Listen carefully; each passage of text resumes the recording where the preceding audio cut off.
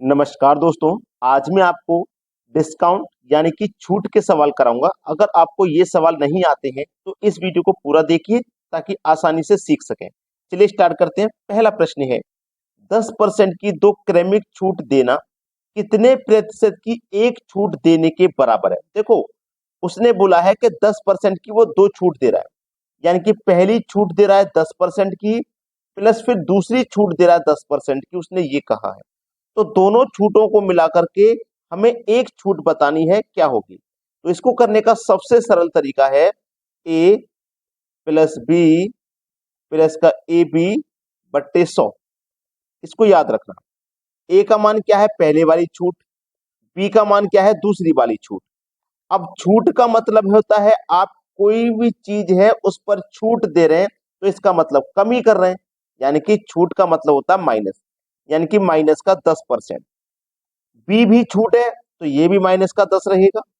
Minus minus क्या होता है, प्लस। ए आपका 10 है, बी का मान भी 10 है, बटे में 100 है।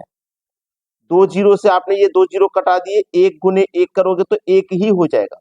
माइनस दस मिलकर के माइनस का 20, प्लस का कितना, एक। -20 में से प्लस के एक चले जाएंगे तो माइनस का बचेगा 19। इसका मतलब है कि 10-10% की दो छूट मिला के एक छूट बनेगी 19% की। पहला ऑप्शन हो जाएगा सवाल का सही जवाब। सभी को समझ में आ गया है। अब देखते हैं अगला प्रश्न। अगला प्रश्न है, 25% की दो क्रमिक छूट देना कितने प्रतिशत की एक छूट देने के बराबर है। देखो उसने क्या बोला है, 25% की दो क्रमिक छूट। क्रमिक का मतलब होता है लगातार, यानी कि 25-25% की वो दो छूट देता है लगातार। ठीक है, आपको मैंने बताया एक फॉर्मूला ए प्लस बी प्लस का ए बी बट्टे 100। ठीक है, अब देखिए ए का मान आपका कितना है, 25 है। अब छूट देगा तो माइनस का रहेगा ना, दूसरी छूट भी 25 की है मतलब माइनस का भी 25। ए का मान भी 25 है और बी का भी 25 है। माइनस माइनस क्या होता है, प्लस। ए का मान 25, बी का मान भी 25, बटे में कितना, 100। ठीक है, इसी को सरल कर लेना है, आंसर आ जाएगा। -25 मिलकर के माइनस का 50, प्लस 25 का गुना हो जाएगा 625। ठीक है, और बटे में कितना आपके पास 100 है। 100 से भाग दूंगा, दो जीरो है तो दो संख्या बाद 10 लगेगा यहाँ पे। तो माइनस के 50 में से प्लस का 6.25 घटा दीजिए। माइनस के 50 में से 6 घटाओ पहले तो 44 बचा। 44 बचा, फिर 10.75 घटाओ तो 43 करके आएगा। तो 43.75 आपका आंसर हो गया, और ये मिलेगा पहले ही ऑप्शन में। प्रश्न सभी को अच्छे से समझ में आ गया होगा। अब देखते हैं अगला सवाल।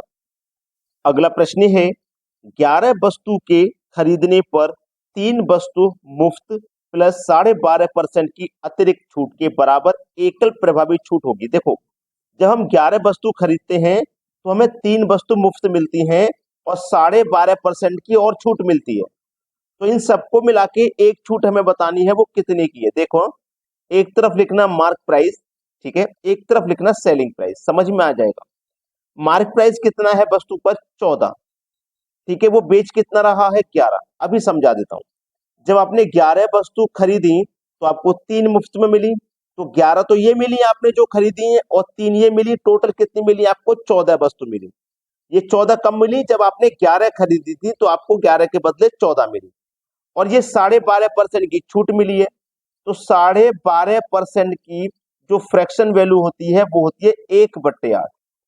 अब 1/8 आपका मार्क प्राइस है और 8 रुपए की चीज पर 1 रुपए की छूट आपने दी, तो इसका मतलब 7 रुपए में बेचा आपने।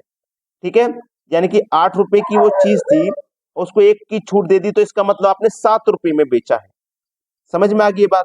अब देखिए, 14 × 8 = 112, 11 × 7 = 77।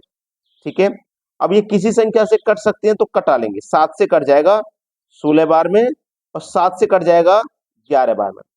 अब देखो, 16 रुपए की चीज को आप 11 रुपए में बेचोगे तो 5 रुपए का छूट मिलेगा, कितने पर, 16 पे। और प्रतिशत में बतानी है तो क्या करेंगे, 100 से मल्टीप्लाई करेंगे। अब ये 4 से कट जाएगा 4 बार में, 4 से कट जाएगा 25 बार में। 25 का और 5 का गुना करो तो 125 हो जाएगा, और बटे में ये 4 है आ जाएगा। 4 से कटा दो, 4 तिया 12, 4 एकम 4। अब 31 बार में कट गया ना, एक बचा, यहाँ पे दशमलव लगा दो।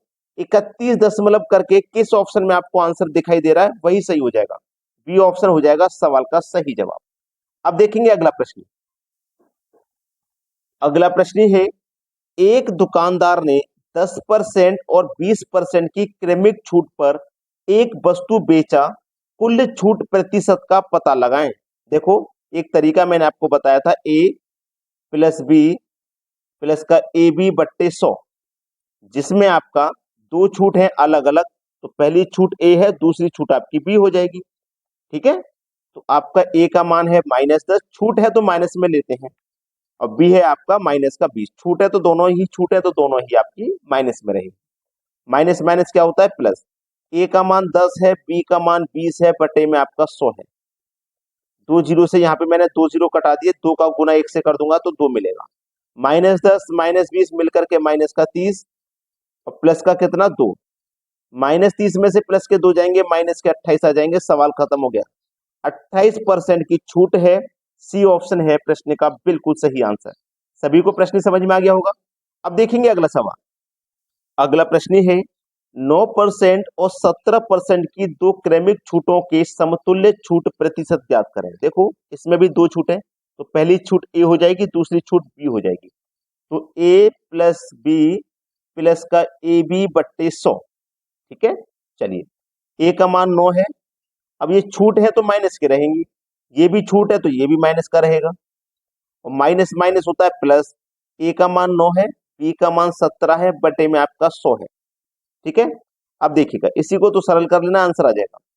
-9 माइनस का 17 मिलके माइनस का हो जाएगा 26, प्लस 17 निम्मा 153, 17 निम्मा 153, और दो जीरो है, इससे भाग दे देंगे तो दो संख्या बाद दशमलव लगेगा, तो -26 में से एक माइनस करो तो कितना बचेगा 25।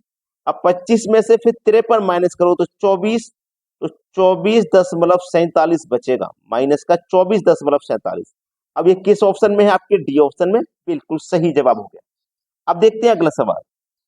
अगला प्रश्न है, एक दुकानदार ने 14.2/7% और 16.2/3% की दो क्रमिक छूट पर एक वस्तु बेचा, कुल छूट प्रतिशत क्या है। देखो, 14.2/7% की फ्रैक्शन वैल्यू होती है। सबसे पहले तो एक तरफ मार्क प्राइस लिखिए और दूसरी तरफ सेलिंग प्राइस लिखिए।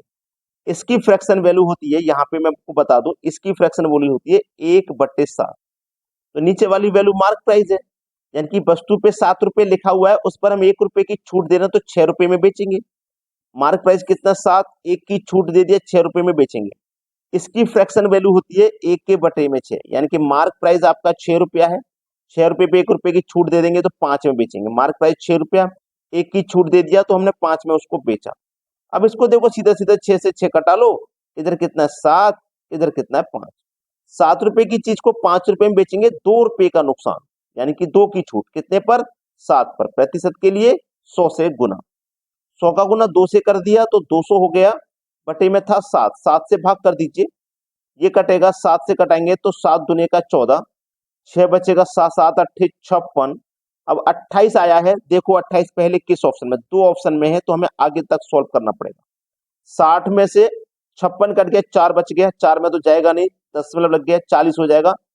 40 हो गया तो 7 पंजे 40 हो गया, 1 मिनट 40 हो गया, क्योंकि यहाँ पे फ्रैक्शन में दिया गया आंसर। 4 बच गया, तो 4 को ऊपर लिखो, बटे में कितना है 7।